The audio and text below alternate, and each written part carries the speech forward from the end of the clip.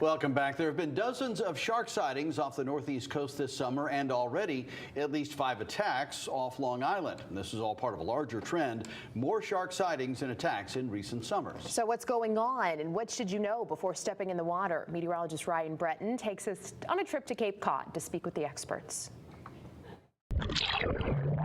It's not just a scene in a movie anymore. I'm at Newcomb Hollow Beach in Wellfleet, Massachusetts. I've just seen a surfer get bit by a shark.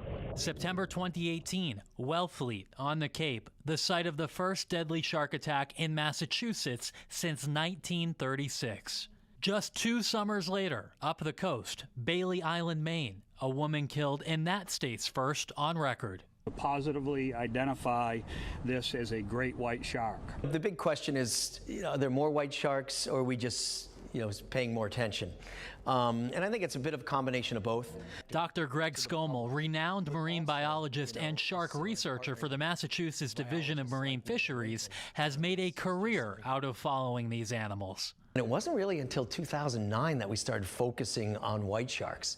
And that's because we started getting really predictable access to them right here on Cape Cod. In Chatham, it's the Atlantic White Shark Conservancy's mission to better understand the white shark population and inform beachgoers about their risk. I had an early fascination with sharks, but I was really afraid of them. Megan Winton, a research scientist at the Conservancy, says it's been a period of super rapid change on the Cape. Cape Cod really became the newest global white shark hotspot a little over a decade ago. In the decades before, sharks weren't regular visitors to the New England coastline, their populations diminishing as they were considered a trophy hunt for recreational fishers.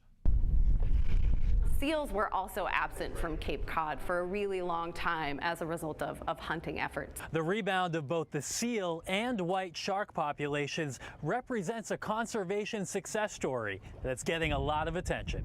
When you talk to people who spent a lot of time here in the 80s and early 90s, who grew up here, they don't remember seeing seals. Seals weren't a thing here. But now the seals are everywhere. There's a lot more seals, there's a lot more sharks. Those seals often swimming in shallow water closer to the shore, doing their best to avoid a run-in with a shark. What's happened, I think, in the last decade or so, 2 decades, is the growing presence of seals has changed the distribution of white sharks to closer to shore. They essentially patrol the entire coastline of Cape Cod hunting for seals, and they do that in really shallow water close to shore. Raising the question, is it safe for us to wade in? Well, I think it catches our attention more so than, car accidents, maybe even lightning strikes. The white sharks are not everywhere. I feel good on the harbor side, not on the outside. Understanding where they are usually found and at what times of year is key to knowing your risk. Here in Massachusetts, those areas would be, the Outer Cape. The Outer Cape is where we see the greatest densities of white sharks. That's where they're actively feeding on seals. That's where human activities would overlap with this predator-prey relationship.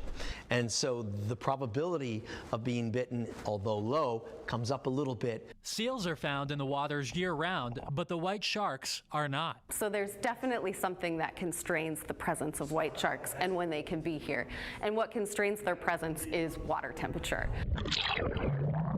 As the waters off the New England coast warm, the number of shark sightings increases, peaking in August, September into early October. White sharks prefer water temperatures ranging from the low 50s into the low 70s and higher degrees Fahrenheit. And we don't tend to see those water temperatures off of our shoreline until late June, early July.